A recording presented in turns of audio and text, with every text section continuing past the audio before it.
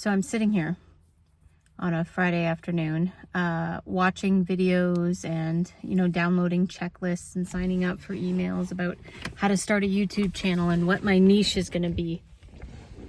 And so the checklist said, okay, well, make a list of all your passions, then make a list of all your skills, and then we're going to cross-reference, and then we're going to find something for you. And the reality is, my skills are very select. My skills are in science and in research. My passion is I just keep going, languages, anatomy of animals, anatomy of humans, psychology, specifically personality traits and psychological disorders for some strange reason, autism, ADHD, comorbidities, anything on the spectrum, botany. I'm at an arborarium right now, foraging, hunting, survival, self-sufficiency skills, just exploring. I live in my car at the moment, and I've been all over Canada and the United States in the last year. I'm supposed to pick one thing, and that's going to be my niche for my YouTube channel.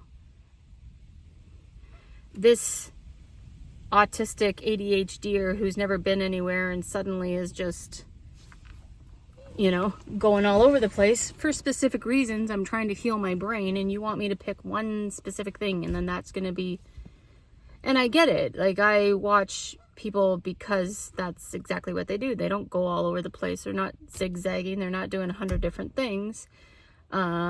Foresty Forest has a very specific formula that he sets up for his YouTube channels. Van City Van Life, very specific formula. And when he's changed that formula over the years, because I've watched him pretty much since go, there's a huge changeover in subscribership, and he's talked about it and everything. He loses a lot of subscribers when he does that. So it's you got to find a thing and then you stick with the thing. I want to help people, but it's I need skills in order to help people so that I can build a course, so that I can sell it, so that I can make money, but that I'm helping people and finding a purpose and fulfilling it. But the other things that I know really well, that I've spent a lot of time in, is therapy and healing from trauma. But I'm not a professional. I don't think I should be giving advice on that. I can talk to you about how I've dealt with it. I'm currently writing a workbook for people who, have gone through certain things in their life and want help identifying people, because you start to really doubt yourself and your own sanity.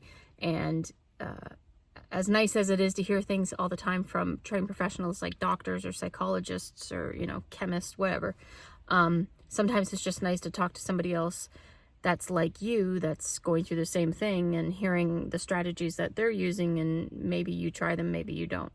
I've also spent a lot of time in support groups, and that's sort of, I think, a lot where I've grown the most, and also through self-research.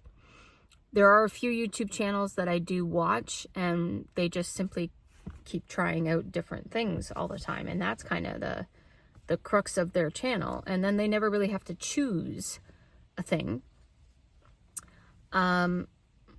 I'm in this spot where I can do these unedited videos on my phone and upload them, but it doesn't allow for me to do a lot of the different things with making the video look more professional, like a thumbnail and all of these other things, because I'm uploading through the app. I'm not uploading through the website. And if I had my Mac computer versus my phone, I'd be able to do a whole bunch of other things and make the videos more professional and have a really awesome description that's, in every single video. And I did at one point set that up, but I think I set it up through the website, and so that's not following or translating through into what we're doing right now. Acorns all over the ground. So if you stay still long enough, these guys will come right up and eat all the acorns that you've driven over and crushed with your car. A lot of birds do this. Crows especially, I've watched them at the ocean side where they'll find an oyster or something. They fly up really high and they deliberately drop it to smash it on the rocks.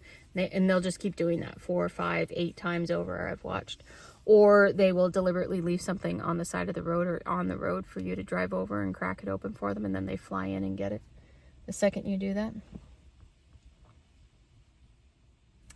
So anyway, so that's kind of my thing, is like the whole thing about figure out your niche. Okay. Like, to me, the list is endless. As a person with ADHD who can't plan or prioritize, you're asking me to climb a mountain. So then I think, well, just make your channel about ADHD. There's so many channels about ADHD. There's channels that have autism. There's channels that do the comorbidity. And again, I'm not a trained professional. I'm just living with it.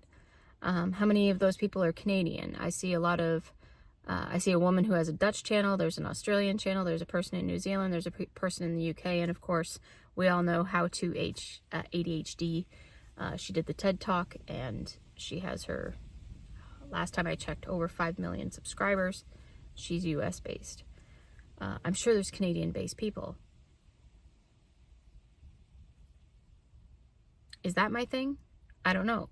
I'm late diagnosed, trying to work through that, unmedicated, because I don't,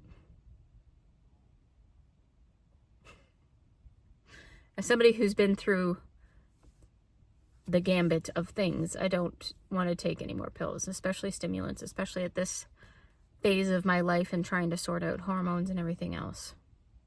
So, yeah, when it comes to picking your niche, it's not an easy thing. And I've honestly been going back and forth over this for the last 3 years. These are my old woman glasses so that I can read things. Which would be a fun thumbnail.